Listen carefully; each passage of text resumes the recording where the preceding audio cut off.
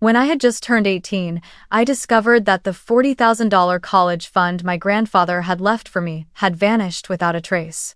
It was the money he had saved his entire life, placed in an account under my name when I was only 12 years old, with his words engraved in my mind. "This is the key to your freedom." But on the day I needed it to pursue my dream of going to college, all I saw was a blank screen with a balance of zero. My parents calmly told me they had used that money as a down payment for my sister's new house because she needed a more stable start. In that moment, my entire world collapsed. I left home empty-handed, slept in my car, washed my face in public restrooms. Yet, from that darkness, I learned how to rise again, teaching myself programming, starting a business, and becoming a millionaire before the age of 30. Years later, as I sat across from my parents in a boardroom, I put everything back into its rightful place. If it were you, betrayed by your own family, would you choose silence or stand up to reclaim your worth? I truly want to know where you are watching this story from and at what time, so I can see that I am not alone on this journey. Hi, my name is Gina Carter, born and raised in a small town in Ohio. That town had nothing remarkable except endless cornfields, an old high school with dusty window panes, and a main street people called downtown, even though it only had a few small shops and a family diner that had been open for decades. My family lived in a two-story white-painted house with worn-out shingles at the end of a quiet street. From the outside, anyone would have thought we were a normal family, even a little better off than most households in the area. But inside those walls, the truth was very different. In my family, there were two daughters, me and Vanessa. She was 3 years older but always treated like a princess. From a very young age, I realized that my place in my parents' eyes was never the same as Vanessa's. I was always the child expected to take care of myself, while Vanessa was sheltered and cherished like a treasure. That difference showed in every tiny detail of our childhood. I still remember my 10th birthday. I was hoping for a cake with candles, just like the ones my classmates always had. But when I opened my gift, all I found was an old sweater that my mom had taken from my cousin's hand-me-down pile. My parents told me, "This is still good, it keeps you warm, you don't need anything more." They never thought about how it might make me feel, that on my own special day I got nothing new at all. Yet, only 2 weeks later, when it was Vanessa's birthday, my parents ordered a 3-tier pink cake decorated with delicate sugar flowers. They even hired a clown to perform at a party filled with nearly 20 neighborhood kids. I sat quietly in the corner, watching my sister beam with laughter in her brand-new princess dress, feeling both bitter and unsurprised. To my parents, every joy of Vanessa's mattered, while my happiness only had value if it didn't cost them anything. And it wasn't just on special occasions. When I started high school, I had to wear Vanessa's old clothes and shoes with worn-out heels that my mom insisted still worked. I was never allowed to pick a dress I liked from a store. Meanwhile, Vanessa always had new outfits every season, and my parents proudly said, "She needs to look good to feel confident." I remember the one time I dared to complain.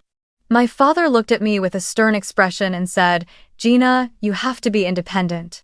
You're stronger than your sister, you'll be fine." At the time, I couldn't understand why I had to be strong, why I had to settle for less, just because I was able to endure. All I ever wanted was to be loved fairly, to be treated like a real daughter. In that house, there was only one person who made me feel I wasn't completely invisible. That was my grandfather, Patrick Carter. He had been an engineer at an industrial equipment plant, a simple man but full of grit. After retiring, he lived in a small wooden house on the edge of town, where the apple trees filled the air with fragrance every autumn. I would ride my bike there on weekends, sit and listen to him tell stories about working night shifts in the factory when he was young, or about the long days he spent learning new skills so he wouldn't fall behind. He was the only one who truly listened to me, the one who let me speak out the sadness and loneliness I never dared to share with my parents. He would often pat my head and say, "You have a fire inside you, Gina, don't let anyone put it out." When I was 12, he called me into his small study at the end of the hallway.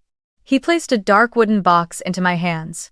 Inside, there was no gold, No glittering treasures, just a small key and a carefully sealed envelope. He said, "This is a bank account I opened just for you.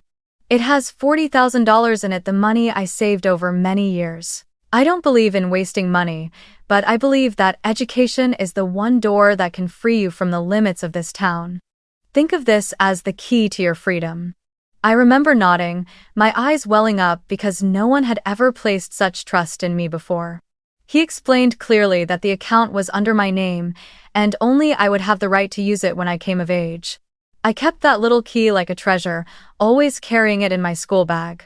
When my grandfather passed away a few years later, my grief was endless. His funeral was simple, with only a few relatives attending. My parents handled it just enough to be done with it, as if they didn't care about the legacy of spirit he had left behind. But for me, the memory of my grandfather and his promise of that college fund became the only source of strength whenever I felt lost. I was certain that the money was still there in the bank, waiting for the day I would step through the gates of a university. Every time my parents told me I wasn't as worthy as Vanessa, I would whisper to myself, "One day, I'll use the money Grandpa left me to leave this town, to prove I can go far, and to show that his trust in me was never misplaced." I threw myself into studying while working part-time at the school library, saving every cent to buy reference books and prepare for the Saturday. I knew my family would never support me the way they always extended a hand to Vanessa.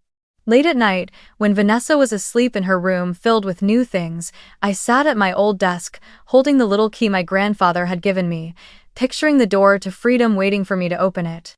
I imagined walking down a tree-lined path on a big university campus, proud that I had not let him down. The day I received my conditional acceptance letter from Columbia University, I nearly cried. It was the dream I had nurtured for years, from the nights studying under that dim desk lamp to the endless hours of drilling SAT problems in the library. Columbia, a name I had once believed belonged only to wealthy kids in New York, was now written clearly next to mine in an official letter addressed to me. My hands trembled as I opened the envelope, feeling as though the whole world had just opened up before me. But at the same time, a wave of worry echoed in my mind. Tuition, living expenses, all those enormous numbers, could I really afford them? Then I reassured myself. I had the $40,000 my grandfather had left me. That money was my lifeline, my ticket out of Ohio, the start of a new life. So on a May morning, wearing a blue shirt with a frayed collar, I walked into the small bank branch in the center of town. I still remember the cold feeling as I sat down in the waiting chair, my hand clutching the little key my grandfather had given me years ago. The bank clerk typed a few keys on her computer and then looked at me with an awkward expression. "I'm sorry, your account currently has no balance." I froze, unable to believe my ears. I repeated the name, the account number, even held up the key in my hand. But on the screen, there was still nothing but the empty figure 0. My ears rang, my vision blurred as if someone had just yanked the ground out from under me. My whole world seemed to collapse. I rushed home, heart pounding, a mixture of anger and despair. In the living room, my parents were sitting, sipping coffee. I threw the acceptance letter from Columbia onto the table, my voice trembling. "My account, the $40,000 Grandpa left me, where is it?" My father paused for a moment but quickly regained his composure. He leaned back in his chair, his voice calm to the point of coldness. "We withdrew that money to make the down payment on a new house for Vanessa and her husband. Investing in a home for a young family is more practical. You're smart, you'll figure it out." I went numb.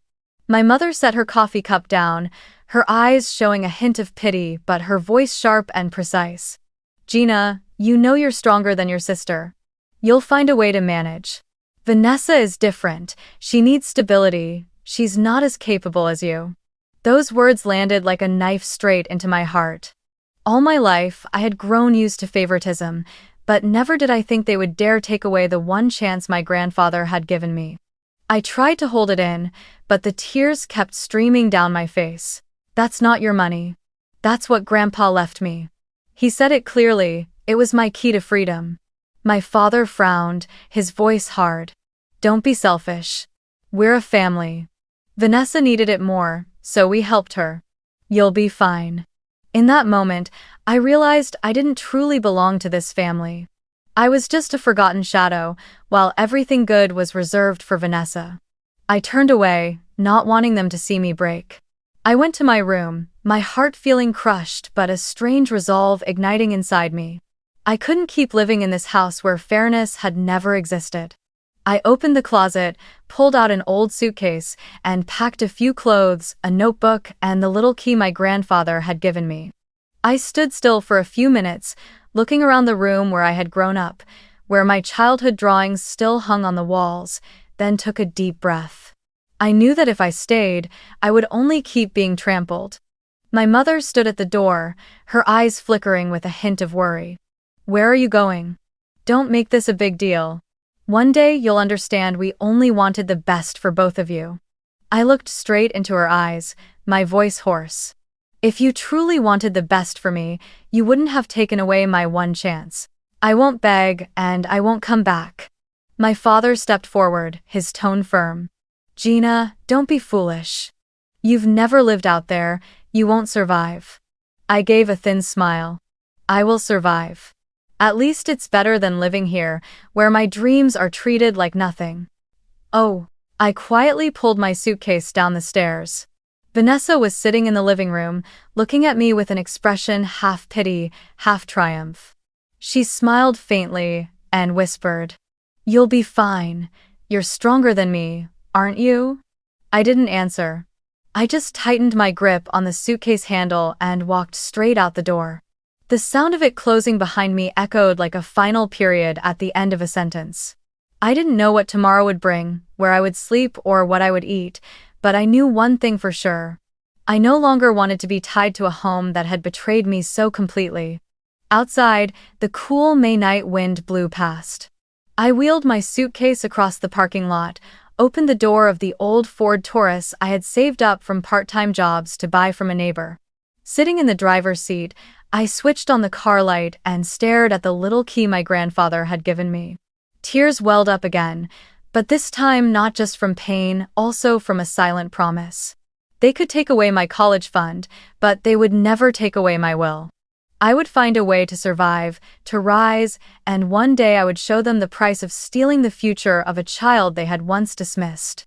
In the darkness, I reclined the seat and pulled my thin jacket over myself. I could hear my heartbeat clearly, stronger and more determined than ever. That was the first night I became homeless, but it was also the first night I was truly free, free from the invisible chains of my family.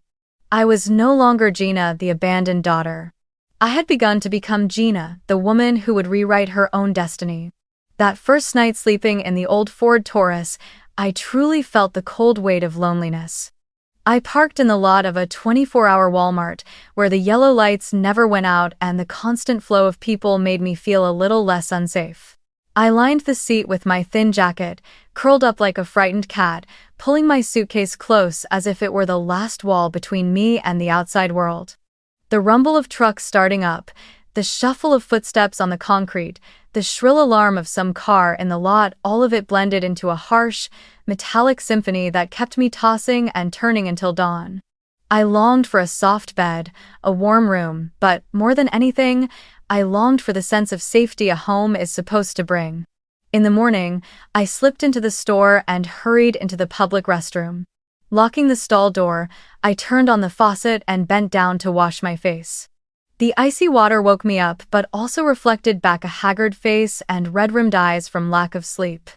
I dabbed at my skin with paper towels, smoothed down my messy hair, and stepped out with a practiced calm, as if nothing had happened.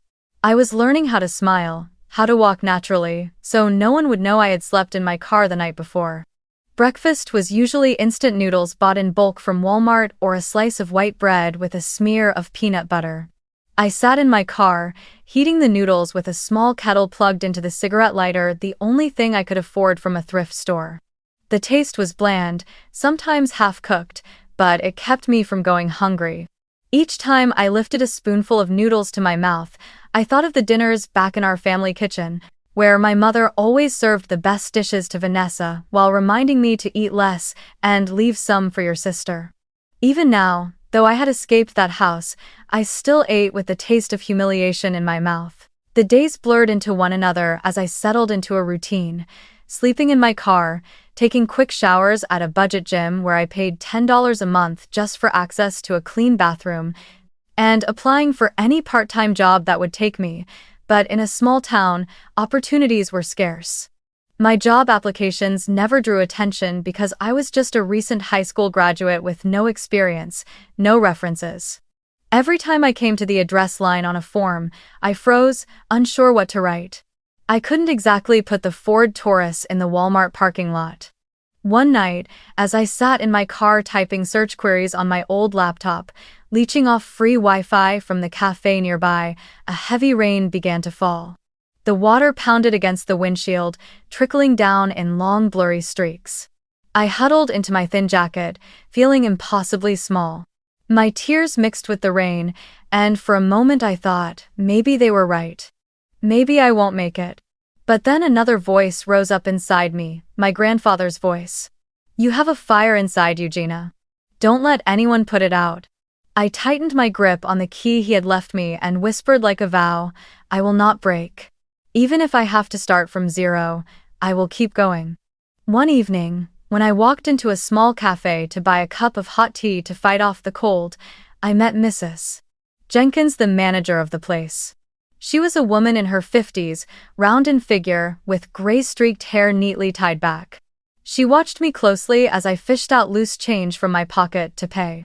After handing me the cup of tea, she tilted her head and asked, "Where are you staying, dear? You look so tired."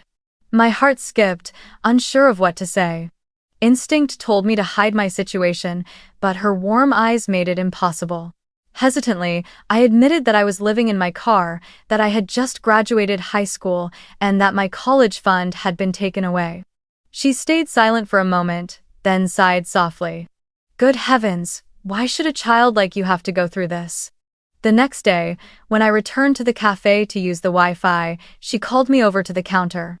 Listen, Gina, she said, we're always short of help at night, clearing tables, washing cups, taking out trash. If you need work, I can give you the evening shift. It's not much money, but at least it's something steady, and you'll have a place to stand. I looked at her, my eyes nearly overflowing. I nodded quickly, thanking her until my voice caught in my throat. For the first time in weeks, I felt someone had reached out not to take from me, but to lift me up. From that day on, every night after 9, I put on a plain black shirt and worked behind the counter wiping tables, washing glasses, taking out the trash. The work wasn't heavy, but it gave me a reason to keep moving, a small income to buy more food, and most importantly, the sense that I wasn't completely invisible. Mrs. Jenkins often pressed a leftover pastry into my hand, saying, "Take this home, don't study on an empty stomach." I never forgot her kindness. The days of living in my car continued, but now I no longer felt completely lost. I knew I was still at the bottom, yet at least I was trying to climb up.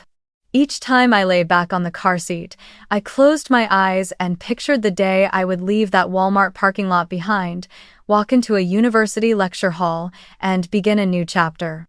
I didn't know how long the road ahead would be, but I knew the fire my grandfather had lit inside me was still burning. And as long as it burned, I would never stop finding ways to rise from the ashes. Every night after finishing my shift at Mrs. Jenkins' cafe, when the last customer had gone and the hum of the espresso machine softened into silence, I would sit at a corner table and open my battered old laptop that often froze or crashed. Using the cafe's free Wi-Fi, I accessed online courses.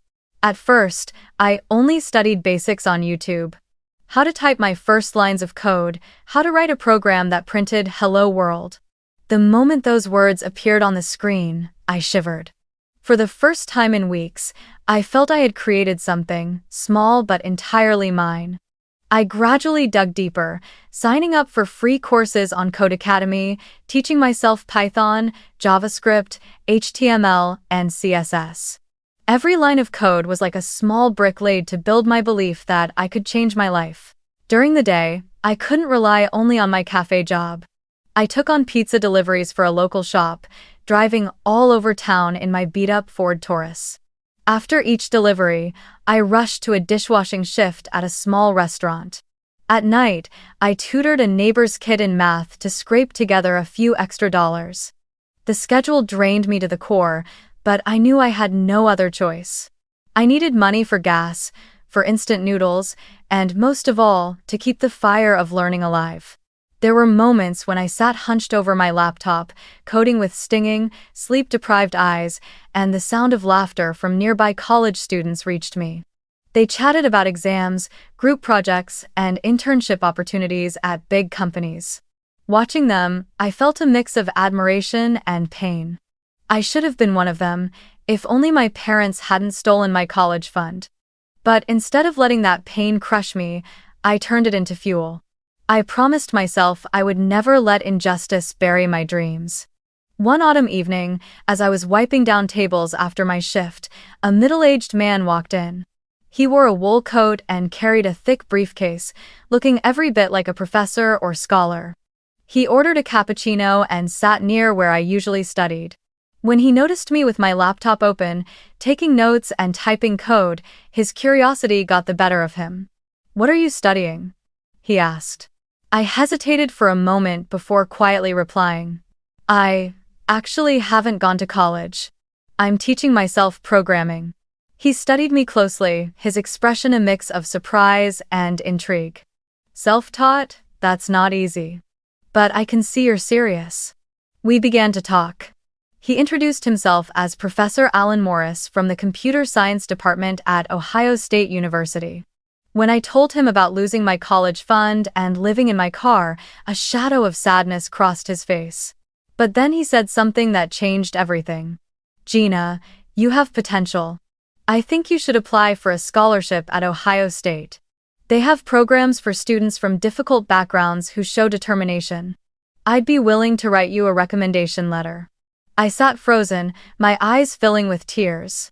For the first time since my grandfather had passed, I felt that someone believed in me without conditions. I threw myself into preparing my application. During the day, I worked while drafting essays, writing about my journey from losing the fund my grandfather had left me to teaching myself programming. I wrote with complete honesty, no embellishments, no disguises. I wanted them to see who I really was, a girl who had been betrayed but kept moving forward with resilience. I submitted my application with fragile hope, but also with the determination that if I failed, I would try again. A few weeks later, while I was washing dishes in the restaurant, I received an email from Ohio State University. My heart pounded wildly as I clicked it open. The words appeared. "Congratulations, you have been awarded a partial scholarship."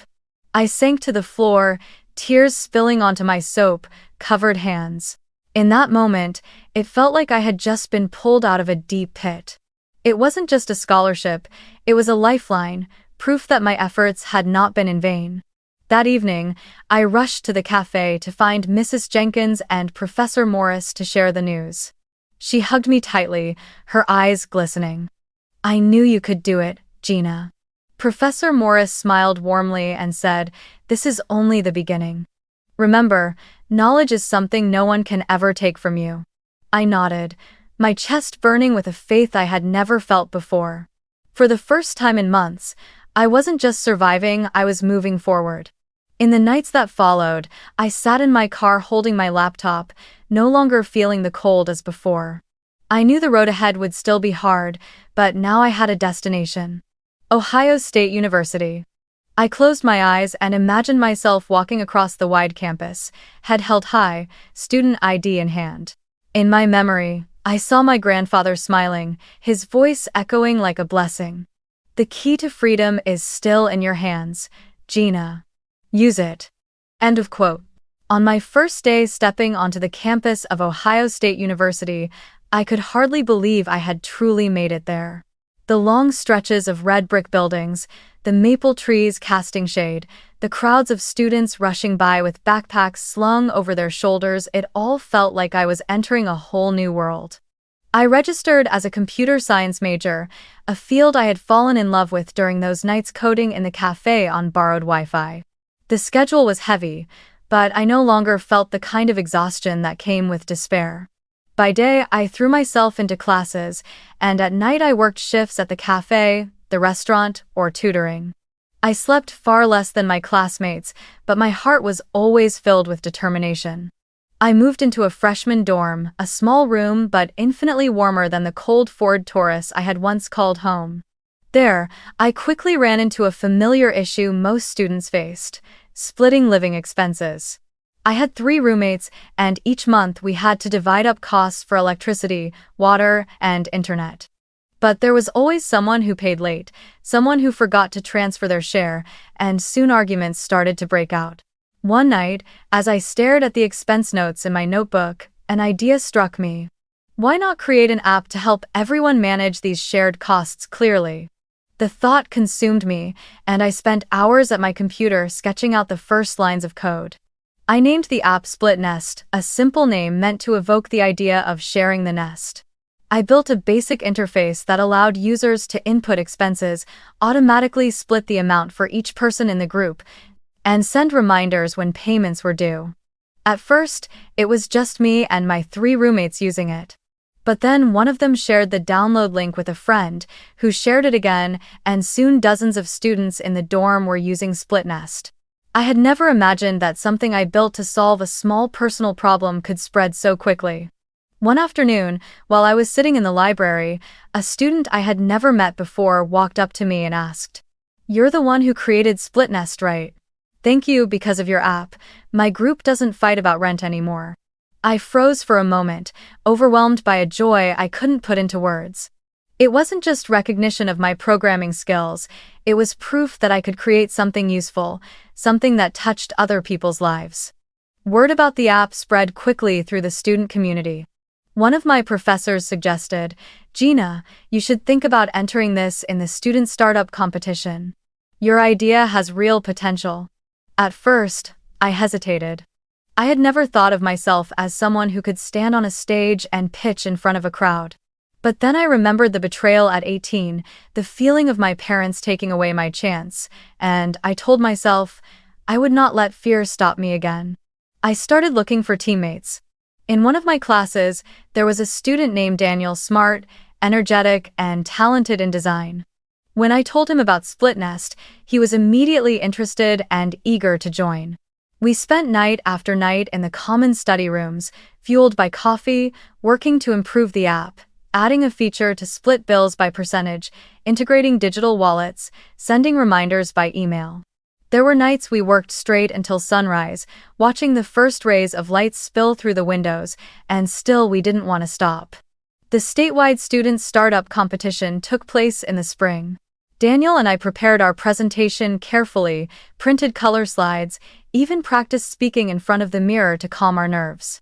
When I stepped onto the stage, my heart was pounding wildly, but I looked out at the audience and thought of my grandfather. I imagined him sitting somewhere, smiling at me with the same encouragement he once gave. I took a deep breath and began telling my story from a girl who once slept in her car to the founder of Split Nest. When I ended with the words, "We want to help students worry less about the small things so they can focus on their big dreams," the room erupted in applause. That day, Split Nest won a $20,000 prize. I held the oversized check tightly, tears streaming down my face. It wasn't just money, it was the first proof that I could truly turn pain into power. With this money, I could upgrade the app, rent more servers, and most importantly, continue my studies without constantly fearing I wouldn't have enough for food or textbooks. But even in the surge of joy, I never forgot what had brought me here. Each time I looked at the prize check hanging on my dorm wall, I remembered my 18th birthday when my bank account showed zero. I remembered my father's cold face, my mother's cutting words, and Vanessa's triumphant smile. Those memories didn't disappear. They still ached, but now I used them as a quiet fire pushing me further. I swore to myself I would build my career from nothing, and one day, when they looked back, they would understand the price of losing me. When I graduated from Ohio State University, I stood at a crossroads, continue developing SplitNest as a student project or turn it into a real company. I remember the last night in the dorm when Daniel, my trusted partner, and I sat on the floor watching lines of code run across the laptop screen. Daniel said, "Gina, if we don't try now, we might regret it for the rest of our lives." I stayed quiet for a moment, then nodded. So we packed our bags and took a bus to Chicago, a vibrant city where I believed the dream of building a startup could come true. The early days in Chicago were a mix of hardship and excitement. I rented a cramped apartment in West Loop and turned the living room into our office. Our desk was an old wooden table from a thrift shop, our chairs mismatched, and our server propped up on a metal rack. We registered the company under the name Summit Finance, with a vision to create simple, transparent financial solutions for students. SplitNest was just the beginning. I wanted to build a fintech ecosystem that would help students manage expenses, build credit, and learn how to save. In those first months, I was the CEO, the coder, and the customer support all at once. By day, I rushed to universities around Chicago to pitch our product. By night, I stayed up fixing bugs, answering support emails, and drafting business plans to attract investors. There were mornings when I collapsed at my desk and woke up with the sun already high, still in the same clothes from the night before. Daniel often laughed and encouraged me. "At least we're not sleeping in a car anymore, Gina." I smiled, but deep inside, I never forgot that memory. It was the reason I was determined to see this through to the end. Our first customers beyond the circle of students in Ohio came in our second year. A group of medical students at Northwestern University approached Summit Finance asking us to build a feature for managing student loan payments. They didn't just want to split rent, they wanted tools to track debt, schedule installments, and receive automatic reminders. We threw ourselves into building a new version, integrating a credit builder feature for students. In the very first month after launch, we had over 10,000 downloads.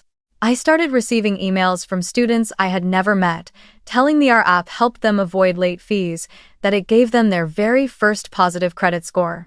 Reading those words, I felt tears well up, and at the same time, a sense of responsibility heavier than ever before. By the third year, Summit Finance had grown into a small team of 12. We worked in a bright co-working space, but still carried the same startup spirit, eating cold pizza at midnight, cheering when a line of code finally worked, and shouting with joy when the user count spiked. Revenue began to flow in, not a fortune yet, but enough to cover expenses and reinvest in growth. I still remember the first time I signed a contract with a university to roll out our solution for thousands of students. My hand trembled as I held the pen, as though I were signing my name directly onto the dream I'd carried since I was 18. In our fifth year, we decided to raise a Series A round. I stood in a polished conference room, facing a row of investors in sharp suits. My hands trembled slightly, but I thought back to the days of scrubbing dishes, the nights curled up in my car, and I knew I had been preparing my whole life for this moment. I laid out the vision of Summit Finance, to build a nationwide fintech platform for students, helping them avoid the financial mistakes of the generations before them. When I finished my pitch, the room was silent for a few seconds, then burst into applause. A week later, we officially secured a $5 million investment from Great Lakes Ventures. Holding the contract worth millions in my hands, my first thought wasn't about money. It was about that 18th birthday when my bank account had shown zero. I had gone from absolute nothingness to running a company valued in the tens of millions, from sleeping in my car to signing deals with major investors, all in less than a decade.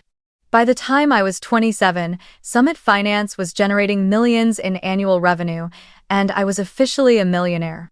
The press began to take notice, writing about me as a young female CEO rising from adversity. They asked me for the secret to success. I only smiled and said, "The only secret is not letting betrayal define you." But deep down, I knew my success came not only from effort, but from the quiet fire of past pain. That betrayal had forced me to rise, to go further than anyone had ever believed I could. I bought a small apartment by Lake Michigan, not far from the company headquarters, as a reward for myself. Every morning, I sat by the window, watching the sunrise shimmer across the water, and thought of the 18-year-old girl who once washed her face in a Walmart bathroom. That girl was still inside me, reminding me that no matter how far I had come, I could never forget where I started.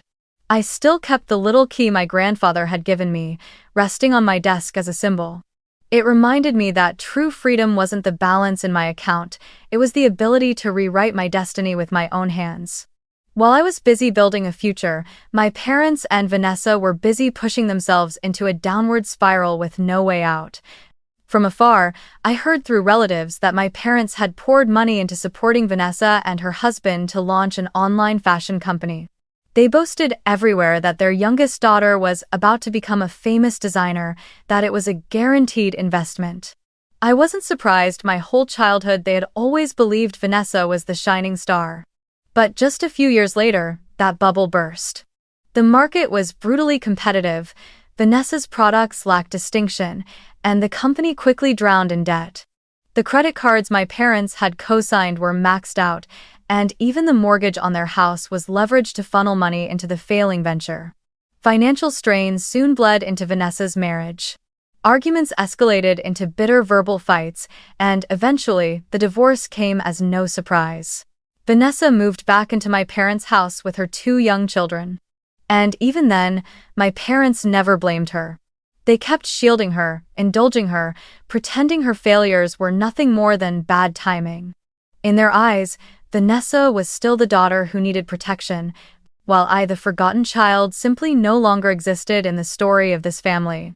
During those years, I cut off all contact. No calls, no messages, no letters. But then one day, just after I had finished a strategy meeting with my team at the Chicago headquarters, my assistant hurried in, her face pale. "Gina, there's an older couple and a woman with them. They say they're your family. They're sitting in the lobby." For a moment, I froze.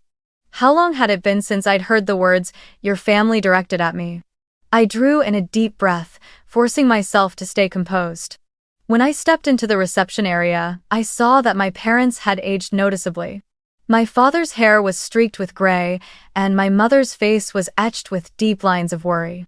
Vanessa sat beside them, dressed fashionably as always, but her eyes were dull and tired. Her 2 small children sat absorbed in their phones, oblivious to everything around them. All 3 of them shot to their feet when they saw me, their smiles tight and awkward. My father straightened his back, his eyes fixed on me as if trying to summon the old authority he once held in the family. His voice carried both arrogance and desperation. "Gina, you have more money now than you'll ever need. You're not lacking anything. But your sister needs a home to raise her children. You're the older one, you're supposed to shoulder this. It's the right thing to do." My mother cut in, tears brimming in her eyes. "Don't let us lose the place we've lived our whole lives. If you don't help, the bank will take everything. Vanessa won't survive it." I heard every word, but to me, they sounded like echoes from a far-off place. I was no longer the trembling 18-year-old girl. I had sat in multi-million-dollar boardrooms, signed contracts where a single stroke of my pen changed the lives of hundreds of people. I no longer needed to prove to them that I had the power to choose. I had held that power for years. I reached for the leather case beside my chair and slowly pulled out a folder I had kept hidden for a long time. I flipped through the pages until I stopped at one yellowed sheet, carefully preserved in a plastic sleeve. Placing it on the table, I slid it toward them. "This is a copy of the trust document Grandpa Patrick created when I was 12, I said slowly, my voice steady and firm. "It states clearly, the $40,000 education fund was my legal property, to be used solely for my education. You had no right to touch it, and even less right to turn it into a down payment for Vanessa's house. You violated his wishes and betrayed the only trust he ever placed in me." "AG." My father bent down to look at the document, his face paling. He stammered, This was a long time ago. You're successful now, why bring it up? We're family, surely you wouldn't." I cut him off, my voice sharp as steel. "Family? When I needed you most, When I stood at the threshold of my future, you took my chance away without a second thought. You turned my dream into a down payment for my sister. From that moment on, I was no longer your child, at least not in your eyes. Ah. My mother's trembling hand reached out to pull the paper toward her, but I held it down firmly. No need to look again, I said, locking eyes with her. I've kept it all these years, as proof that I wasn't crazy, that I didn't imagine it. I knew you would never admit your mistake, so I kept it to remind myself, never forget the day I was betrayed. The air in the room grew heavy. Vanessa lowered her head, her hands twisting together. I saw a flicker of shame cross her face, but it quickly gave way to a pleading look. Sister, if you help, I promise I'll change. My kids need a home. I looked at her, the same sister who had smirked when I walked out of the house with nothing but an old suitcase. A storm of emotions rose inside me, but it all condensed into one truth. My responsibility no longer belonged to them. I stood up slowly, gathering the documents and sliding them back into my case. You took my 18th year from me, I said, my voice calm but cutting. But you could not take my future. I built it from nothing, from cold nights in a car, from packets of instant noodles. And it was your betrayal that became the fuel that brought me here. But that does not mean I will continue to pay for your mistakes. My father jumped to his feet, his voice rising. Gina, you're ungrateful. If your grandfather were alive, he'd want you to help your family. I stopped at the door, turned back, and met his eyes squarely. If he were alive, he would never have allowed you to take my education fund in the first place. He trusted me, not you.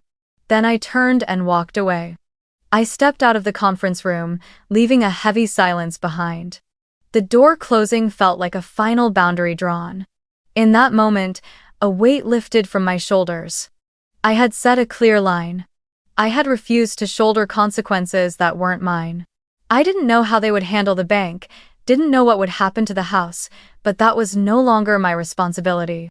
After that final confrontation, I walked out of the headquarters with my steps light, as if touching solid ground for the first time.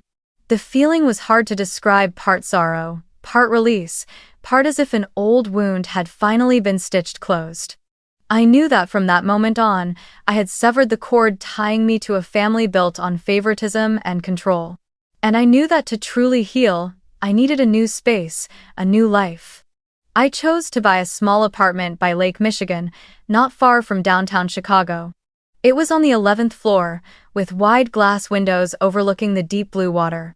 In the mornings, sunlight pierced through a thin mist, shimmering across the rippling waves.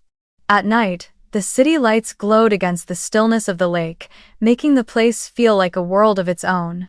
Each morning when I woke, I no longer heard my parents' arguments, no longer endured bitter comparisons to my sister. I heard only the sound of waves against the shore and the steady beat of my own heart, peaceful, yet strong. I began therapy. The first time I sat in the small office of my therapist, I felt awkward. But when she gently asked, Gina, when was the last time you felt safe in your family? I broke down. I spoke of forgotten birthdays, of dinners where I was told to eat less so your sister has more.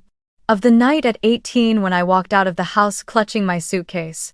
Each session was a journey back into painful memories, but also a process of untying knots that had bound me for years. I learned to see that what my parents did not define my worth. I learned that setting boundaries, saying no, was not selfish, but a way of protecting myself. While I was finding new peace, my parents and Vanessa were unraveling into crisis. The house they had once bought with my college fund was finally seized by the bank. They had mortgaged it too many times to cover mounting debts, and when they could no longer keep up, the foreclosure notice was posted on the front door. Neighbors whispered, "The Carters used to hold their heads so high, now they're no better than people living off scraps." My parents, who had always prized appearances above all else, now lived in a cramped rental apartment in a modest neighborhood. Their pride lay in ruins, yet instead of admitting fault, they lived in bitterness and blame. After the divorce, Vanessa didn't fare much better. She moved back in with our parents, bringing her 2 children along, and continued to be coddled just as she had been when we were kids. But the shadow of failure and the whispers of gossip stripped away the confidence she once carried. I didn't feel satisfaction in knowing this, but neither did I feel pity. Everyone must face the consequences of their choices. She had chosen the easy path, leaning on others, and now she was paying the price. During that time, I thought often about the future of her children, my nieces and nephews who were innocent in all of this. I didn't want them to grow up trapped in the same cycle of toxic indulgence, only to repeat the same tragic pattern. I remembered my grandfather Patrick, the look in his eyes as he placed that small key into my hand. He had said, "This is the key to your freedom." He gave me a chance, even though my parents betrayed it. And I wanted to do the same for the next generation. I established the Patrick Carter Scholarship Fund, a program to support underprivileged but determined students, giving opportunities to young people who longed to rise but lacked the resources. Each year, the fund awarded dozens of full scholarships, ensuring that no student had to abandon their dreams simply because of money. At the first scholarship ceremony, standing at the podium, I looked out at the bright, hopeful faces of the recipients and saw my younger self among them. I wanted those children to know that someone believed in them just as my grandfather once believed in me. I didn't stop there. I quietly established an educational trust fund under the name Patrick Carter Scholarship, dedicated solely to Vanessa's 2 children. The trust was placed under the management of an attorney, with strict conditions. The money could only be used for educational purposes, tuition, books, extracurricular programs. Neither my parents nor Vanessa had any authority to interfere, let alone withdraw the funds for meaningless spending. I did this not to rescue Vanessa, but to sever the toxic cycle passed down from the previous generation. I couldn't change my parents, nor could I change Vanessa, but I could ensure that her children would have a fair chance to grow up with the opportunities I was denied. The day I signed the documents, I sat quietly in my office, looking out at Lake Michigan. I felt as if I had just laid another brick in the bridge to the future, not my future, but theirs. I didn't hope for their gratitude. I only hoped they would walk a path I once dreamed of but nearly lost. In my office hangs a small wooden plaque, carved with the words, "Family doesn't mean control, boundaries mean strength." Every time I looked at it, I remembered the long, tear-filled journey from the 18-year-old girl sleeping in her car to the 27-year-old woman running a multi-million-dollar company. I remembered the cold nights, the biting remarks, the mocking smiles. But now, I no longer trembled at those memories. I felt grateful because the pain had forged me into a stronger version of myself.